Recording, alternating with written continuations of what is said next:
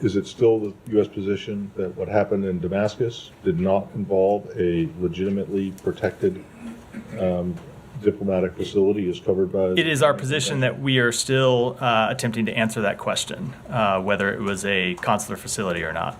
And if it was? I don't want to deal with hypotheticals. We're trying to determine the facts of the situation.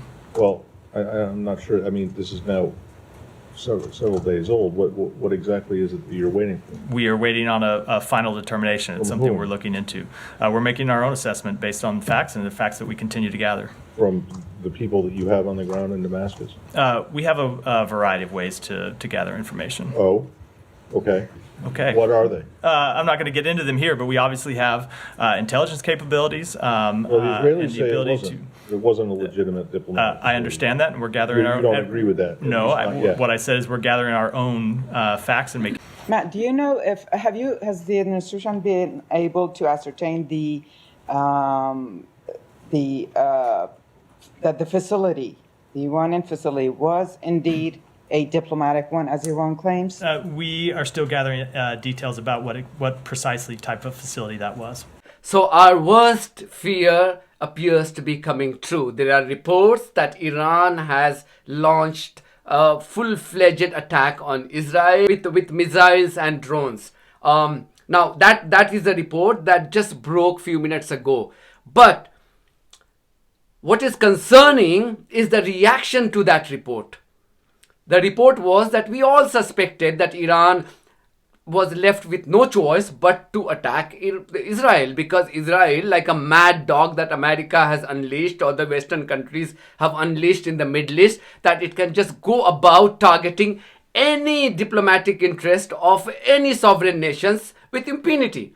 That's what it did on the 1st of April. It's been 13 days since Israel attacked Iranian diplomatic mission in Damascus or Damashq, and America till date has not condemned even once.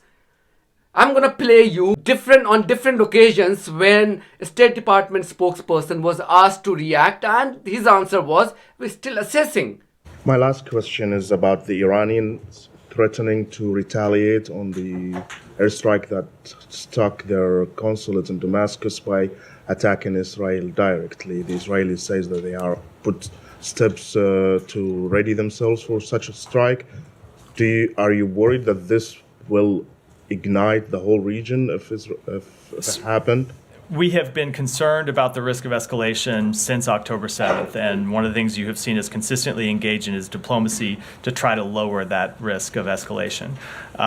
We have made clear directly to the Iranian government that it should not use this incident as a pretext to attack American troops or American facilities in the region, and we will continue to make clear to them that they should not take any escalatory actions. So just on that, Yeah.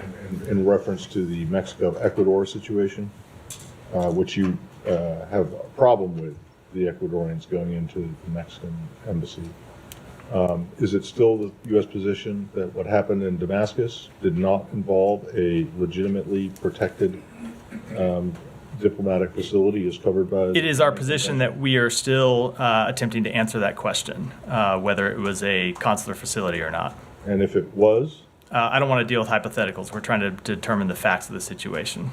Well, I'm not sure. I mean, this is now several days old. What exactly is it that you're waiting for? We are waiting on a final determination. It's something we're looking into. We're making our own assessment based on facts and the facts that we continue to gather. From the people that you have on the ground in Damascus? We have a variety of ways to gather information. Oh, okay. Okay. What are they? I'm not going to get into them here, but we obviously have intelligence capabilities well, the Israelis and the say ability it wasn't a legitimate diplomatic I understand that, and we're gathering You don't agree with that? No, what I said is we're gathering our own facts and making our own determination. Well, okay. How? By looking at the facts and making a determination. I'm not going to take you inside the process, but we're gathering. I mean, what? We're gathering as much satellite imagery or something. We are. I'm not going to get into the exact facts that we are gathering, but I can Well, tell how you are we are you so looking. sure that the Mexican embassy in Quito is a diplomatic? It is a long-established Mexican embassy. This wasn't long established. That is ultimately the question that we are trying to determine.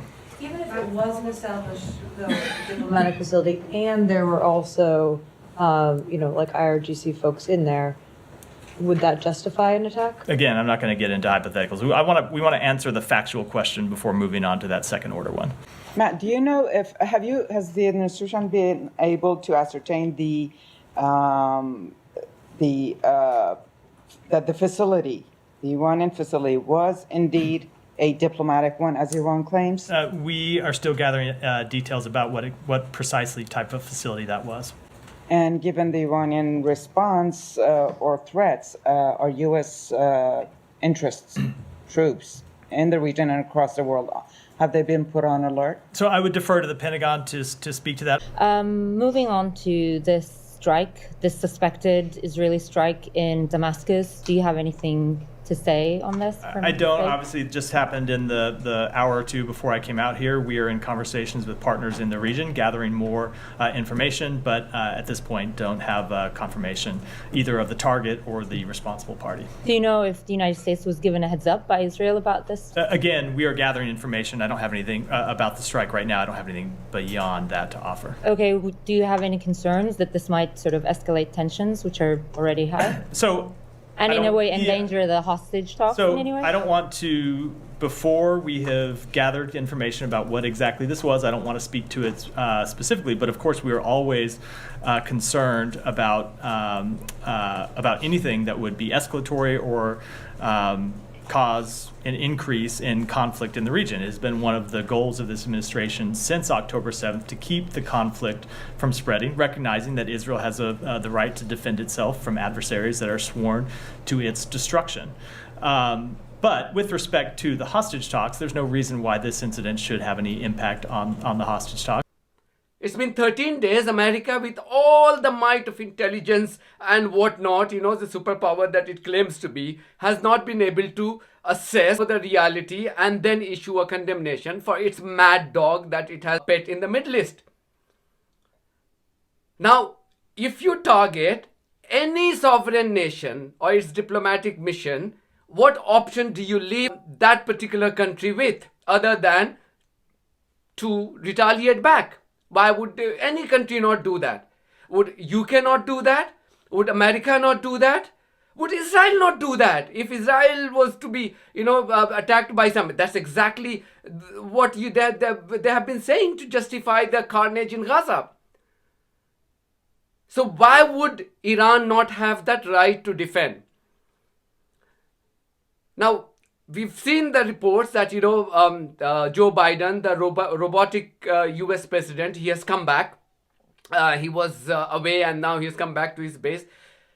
The UK Prime Minister, Rishi Sunak, he has issued a statement. And you have to read that statement. That just shows the sheer hypocrisy, the double standard, the shamelessness, the utter shamelessness that these politicians have. And the utter contempt for international laws and its, selective application.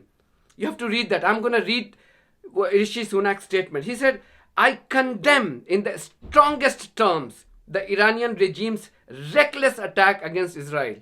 Condemn, strongest terms and reckless. Why did he not use these three words when Israel targeted diplomatic missions of Iran in Damascus on the 1st of April? It's been 13 days. Was he sleeping? Just imagine the duplicity. Iran has once again, he continues, demonstrated that it is intent on sowing chaos in its backyard. Really?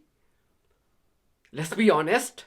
Who are you trying to fool? Is Iran sowing chaos in its backyard? Or Iran is simply retaliating, or replying to a rogue regime which is hell-bent on sowing chaos in the whole region. The UK will continue to stand up for Israel's security. Why are we not surprised? And that of all our regional partners, including Jordan and Iraq. Alongside our allies, we are urgently working to stabilize the situation and prevent further escalation. No one wants to see more bloodshed. So why did you not take steps immediately after 1st of April? Why did you not rein in these mad dog that you guys have pet in the Middle East? A rogue regime. which is hell-bent, desperate to cause a third world war. Anyway, we'll keep you posted about the development there. Thank you very much for watching. If you haven't subscribed to my channel, please do so, because that's one of many ways you can support independent journalism. God bless you all.